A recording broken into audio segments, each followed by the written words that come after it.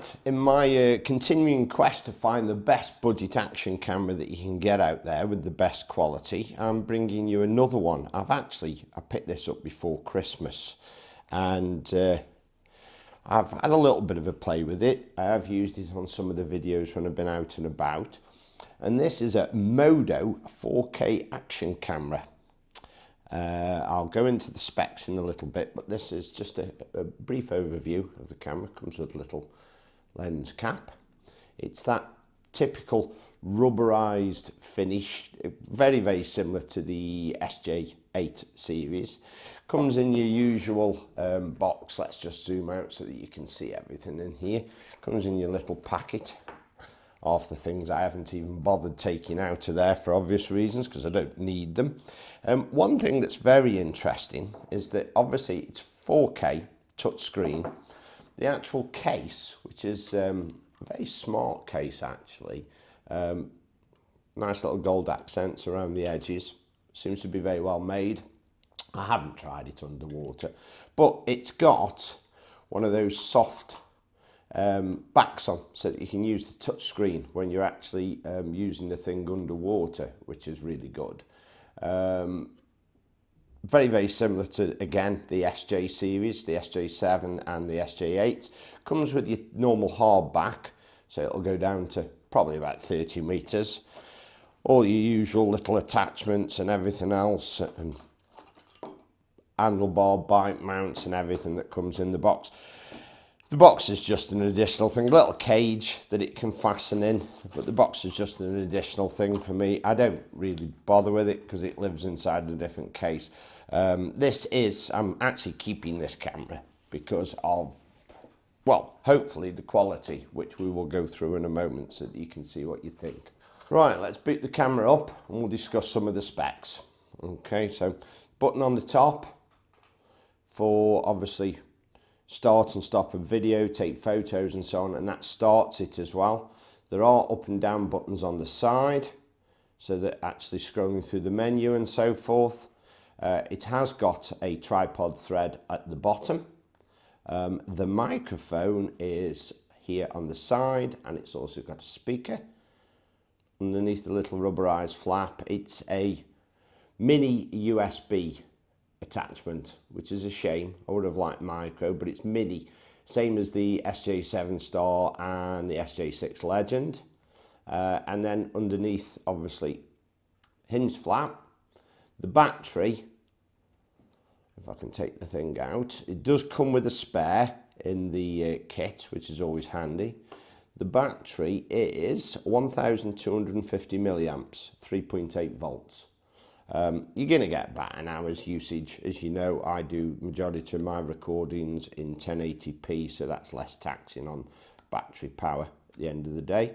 But yeah, nice, well-built little thing. And also, compared to the B-Full, which we looked at last time, obviously it's got indicator lights on the front. Now, one thing, if you can just see, if I can, there you go, if we're focusing on that. Obviously, it's touchscreen, but it says mic external. I think that's supposed to be external. It's like, I don't know if you can actually see the spelling on it. I can't quite focus in that close. But yeah, it's supposed to take, as far as I know, an external microphone. Now, I'll be honest with you, I've used a couple of these different little adapters like you get for the SJ series and other action cameras. I've tried a couple of mics on it. I can't get the mic to work at all. But you never know. Somebody else might. If I do get any joy, I'll come back and let you know. But at the moment, I haven't had any joy with the external mic. Let's boot her up. Eventually. There we go. Now, one thing, the display is a lot dimmer than on the B-Full. If you remember, the B-Full one had a delightful display, but this does give you lots and lots of information on the actual display. Top left hand corner shows you the mode that you're in, so if you click on there, that goes through into all your quick settings: normal video, slow motion, video lapse, video and photo, normal photo and burst mode. come back out of that. The touchscreen isn't quite as sensitive as other ones that I've used. It's got, if you whatever mode you're in, so say if I'm on video at the time, if I go in the settings are to do with the mode that you're in. So if I come back out of that and then I alter that to video lapse, then I go back into the settings, then see it says time lapse. I can actually alter the time lapse, loop recording and everything else. Now let's go back into normal video, back into the settings. One thing that's very interesting with this is, first of all, it allegedly does 4K 30 frames a second, not 24, not 25, but 30. Stabilized, it states, which is interesting. And then also, which is very unusual for a cheap action cam, it does 1080p at 120 frames a second, which is the same as the SJ8 and other technically high-end cameras, which is very interesting. Again, on the back, battery shows whether my mic is switched on or off, whether I'm recording, the frame rate that I'm in at the time, how long that I've been recording for. You can alter the angle, so you can go wide, medium and narrow. On the side there, it shows what mode we're actually in. So it'll show me my EV value, etc. and then time on the bottom. And then obviously it shows a little emblem showing that we're actually got a memory card in there at the moment. Obviously, if you start recording, that starts to blink on the back of the screen. You've got a little red thing blinking. And then it's got a flashing light on the front, which again, compared to the B-Full, even though the B-Full was an exceptional camera, you can actually see that this thing is recording. And then also the light on the bottom flashes red if it's charging as well. So we'll just stop that. And then what we'll do, we'll discuss some of the specs.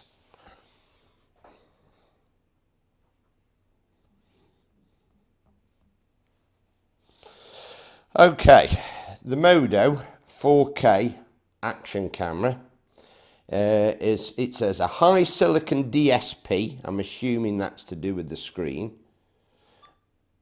As I said, sometimes you do have to press a couple of times. It's not the most sensitive of screens. It's 16 megapixel. It's got a 2.35 inch display on it, 170 degree wide angle lens, and comes with 2 rechargeable batteries. Now the interesting thing is, according to the specs on it, it comes with a Sony IMX377 sensor, CMOS sensor. That is the same one that you get in the Yi 4K Plus. So the actual hardware in here is good enough to give you the 4K 30 frames a second and the slow-mo at 120 frames a second, which is really good. Image resolution, it actually says it's 12 megapixel sensor, so it interpolates it up to obviously 16 megapixels. Right, I have now connected to the actual app, which is Vision King, is the actual name of the app. Quite simple. I tried to get it on the tablet, but yet again, as normal, I had a few issues. Let's just see whether it'll actually go in landscape. Yes, there you go. So it will actually go in landscape on the app. Let's just go back up to the normal viewpoint so we've got everything on there. Now, if you actually can take a look at the actual app that we're using, we'll go through all the different things that are in it to keep the light glowing off it. Obviously there, I can actually choose the mode.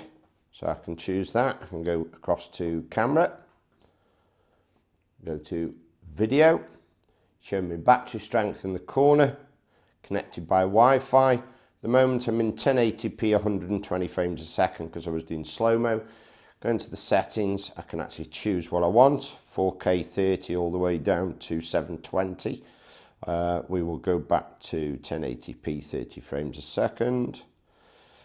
Cyclic recording, if you're using it as a dash cam in the car. Date stamp, I always have that off. Image flip, if it's in a car or you're recording upside down. Screen auto sleep after 3 minutes. Format it. Default settings. Let's have a look what that one is. That one just takes me through, that's everything that I've recorded. I can bring all the bits and bobs up there that I want, photos, videos, select them. When you go into your settings on your Wi-Fi, it will say Sport Cam, and it's just switched itself off. But it will go, it'll say Sport Cam to connect. Moments, album and mine. Now the thing that's really interesting is that the 377 processor that's in this is also used on the SuCam S series of cameras, and Vision Bank is the app used by the SuCam series of cameras, which are significantly more expensive than the Modo. So it seems as if they've taken the insides of some quite expensive kit, put it in with a cheaper screen on the back, use the same app, and the apps, I very rarely actually use the apps on these things, but it's there if you want to connect, and it's a good app as well. Now another thing which is interesting as well, if we boot this back up, just to show you, when we go on to the quick settings, if I swipe down, and as I said, it's not always the most responsive, but if we, there we go, it's got Wi-Fi and Bluetooth. Now the reason it's got both on is that I almost forgot to mention, it does come with a remote and you can pair it with the camera. So if we go turn Bluetooth on, this should automatically pair with the camera. Press record. There you go, it's now recording video. So I'm using the actual remote. Stop. Take a photo. There we go. And I can switch the thing off as well. Press that. Long press.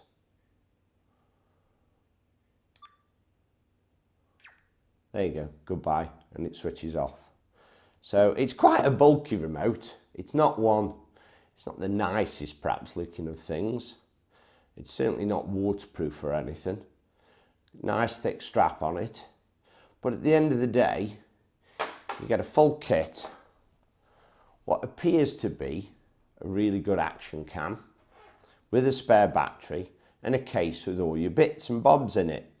As I said, the screen isn't the most responsive of screens on the planet that I've used. It's not quite as bright as some others, but I got this for £49 off Amazon. It's currently on there at 52. I've seen it as high as 70 odd pounds on there. But even at £52, if the footage, which we're going to play back in a bit, because I've done me running around in the garden and bit stuff, if it's half as good as we hope it is, well, we could be on to a winner. Right, I'm testing the cameras out as I normally do, with illuminated from behind, standing in front of my main window in my living room, just so that you can see how the cameras cope with obviously a bright light or brightish light behind me, just to see what you think on that one. And then I'll go ahead and test other different scenarios as well for you between the two cameras so that you can judge the quality.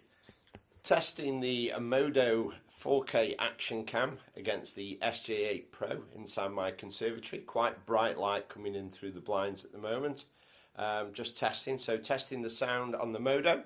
Testing Modo 1, 2, 3, test 1, 2, 3. Testing SJ Cam SJ8 Pro, testing 1, 2, 3, 1, 2, 3. Quite bright. It was raining a moment or two ago, so I'm making the most of the break in the weather. Quite chilly, typical winter's day, but at least we've got no snow. So yeah, testing outside now, testing the sound quality outside. So testing the SJ Cam, testing 1, 2, 3. Modo 4K testing 1, 2, 3, testing 1, 2, 3. So this is outside. It's not particularly windy, it is quite bright at the moment. So yeah, testing the quality of the cheap action cam against the expensive action cam. Right, let's test what the image stabilization's like on the Zoom. Up and down. Testing what the stabilization's like. I'm not shaking it massively up and down, but just testing what the 2 is like. What I'm going to do now, I'm going to test its claims that it can do slow motion at 120 frames a second. Let's see what that's like.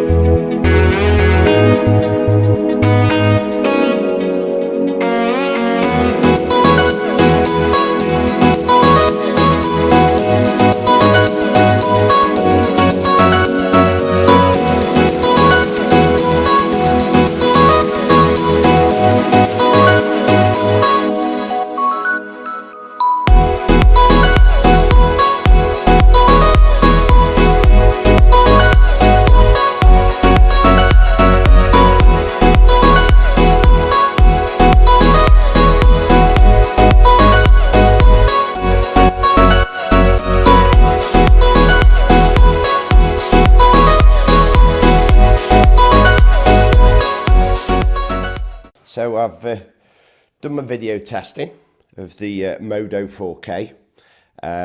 What I've done, I've moved my camera further back and used a 40mm lens this time because somebody commented that the ring light caused distracting mist-on type effect on my glasses. The only drawback is I take my glasses off, so I can just about see that I'm framed in the camera. I can't see anything else without my glasses, unfortunately. Be honest with you, I had to redo, as I mentioned, some of the footage on this for the simple reason, when I did the slow motion, it was blown out. There was just too much light, which was unusual because slow motion obviously normally uses a higher shutter speed, which would lower the amount of light hitting the sensor. So I'm not quite sure what was going on there. So I've redone it. Hopefully it's come out a bit better. So yeah, up until this review, I haven't used it that much. It's a cheap camera. Like I said, I paid £49 off Amazon. It's currently at £52. It's got lots of potential, you would think, due to the processor, having the IMX377 processor, which is the same as the Yi 4K and the Yi 4K Plus, and also same as the one used in the Yi 360 cameras. To be honest with you, I'm a bit underwhelmed by what it promises compared to what it delivers. As a £50 camera, it's great. As a camera that has got such a good processor, such a nice interface with a relatively good screen, they're going to cut corners at the end of the day somehow. You can't put in a top of the range screen, top of the range lens and everything else and still only charge £49. So for what it promises compared to what it delivers, I'm a bit underwhelmed, and I'm in two minds whether to actually just return it. I got it off Amazon, I can return it and carry on with my search for the ultimate cheap 4K touchscreen action camera, that's the series that I'm doing with this at the moment. And what I'll do is I'll keep reviewing them and then comparing them to my standard one, which I'm using as the SJ8 Pro, just to give you a comparison on a £200 odd camera versus a camera that is like a quarter to a fifth of the price. But I think it's handy for you to see the differential. Photos seem okay on it. Video in itself seems okay. Stabilization, I'm not sure what it's got inside. It's probably 3 axis. It's kind of stabilized. But if you're going to use it in a gimbal or use it stationary, I was only going to use it for B-roll, fasten it to my car in case I wanted footage, and if it fell off and I drove over it, I'm not going to be absolutely gutted. I'll be upset, but not gutted. So yeah, would I recommend it? With hindsight, probably not, but I will leave it as always up to you to decide. Compare the footage with the SJ8, see whether it would fulfill your requirements for an action camera. I'm disappointed again that it says it takes an external mic. I have not been able to get the external mic to work on it. If I could, obviously I'd let you know. If I return it, I'll let you know. Comments and questions as always greatly appreciated.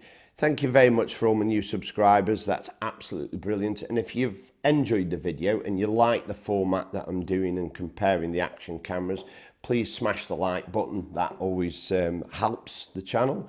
And all I can say is, as always, stay safe and I'll catch you next time. Thanks very much.